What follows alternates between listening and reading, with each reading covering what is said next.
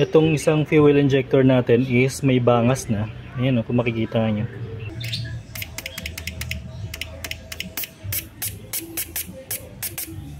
Hi, this is TechDad and welcome to my channel.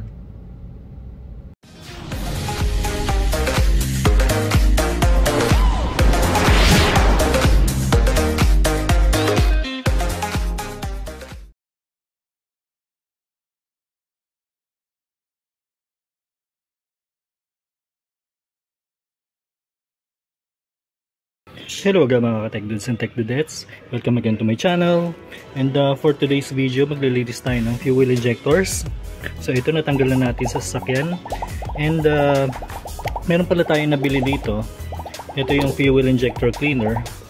So ayan. Bali dalawang klase yung meron dito for around 200 pesos.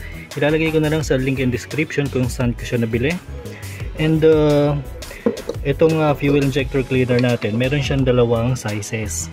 So kung medyo maliit yung size na meron yung sasakyan nyo, yung injector nyo, ito, and yung sa akin katulad nito is dito naman siya kakasya.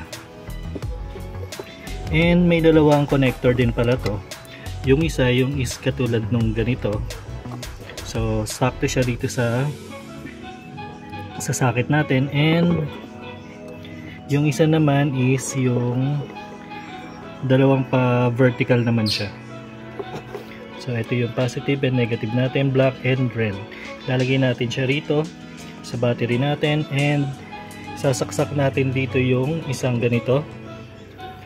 Pasok natin ganon and lalagay natin yung fuel injector dito and ipipress natin yung carb cleaner natin.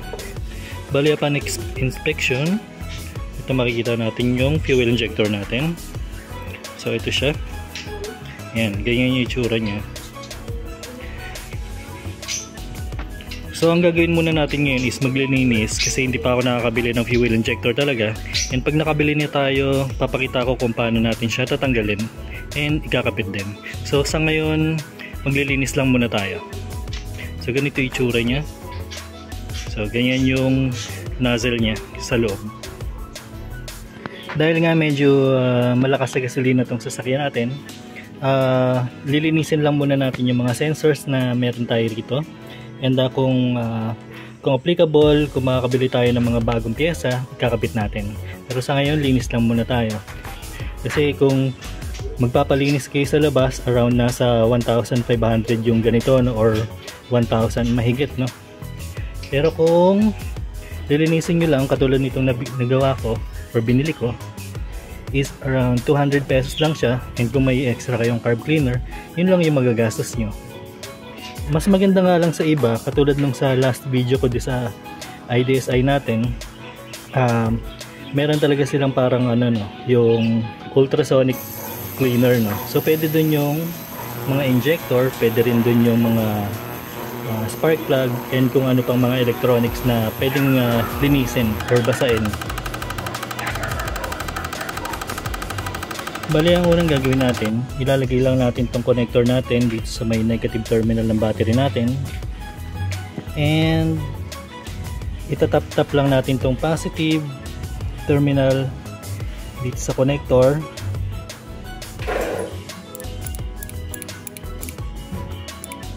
So may click siya, may clicking sound siya pag dinidikit natin sa terminal. So ganun lang yung consistency na kailangan natin para malinis tong fuel injector.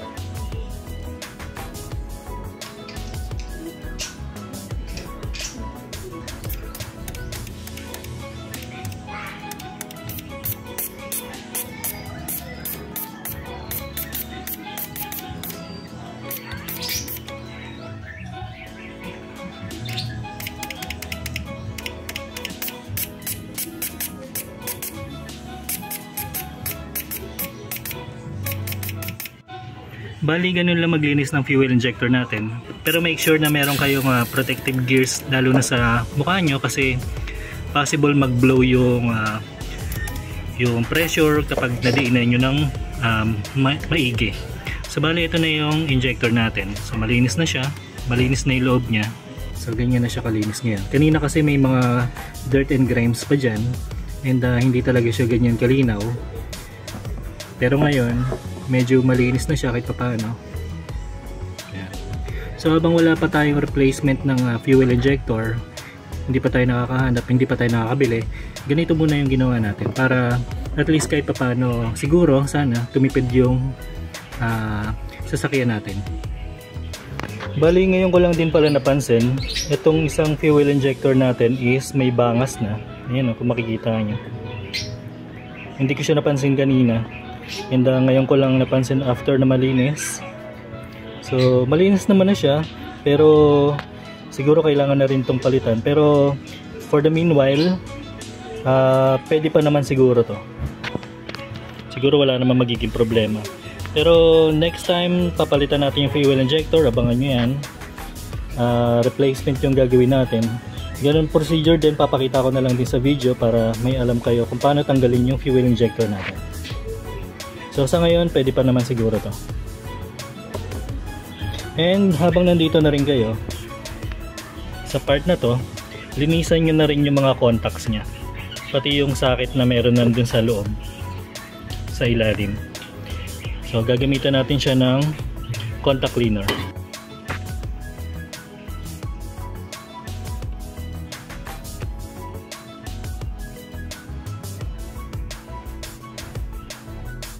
Bali ngayon naman, tetestingin natin kung gumagana na nga yung fuel injector natin.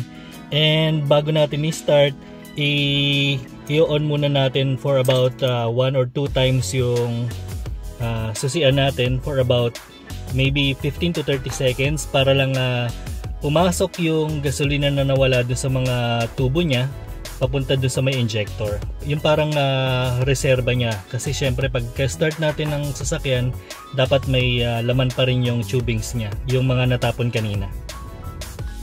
So bali start lang natin, and may maririnig kayo na parang mechanism na nagsasign na naglalagay na siya ng gasolina dun sa may fuel injectors natin sa may harapan.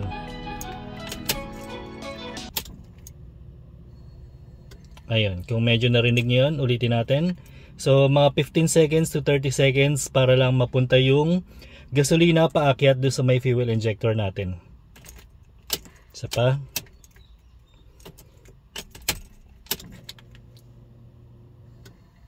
Ayun, kung narinig nyo yun, yung parang may mechanism na nag-on, yun na yun. Yun yung papunta sa may gasolina natin, papunta dun sa may fuel injector natin. Bali, ngayon naman, all the way na natin siyang i-on. So, titignan natin kung gumagana nga ba yung fuel injector na nilinis natin. Kung hindi, hindi siya mag-i-start. So, start na natin.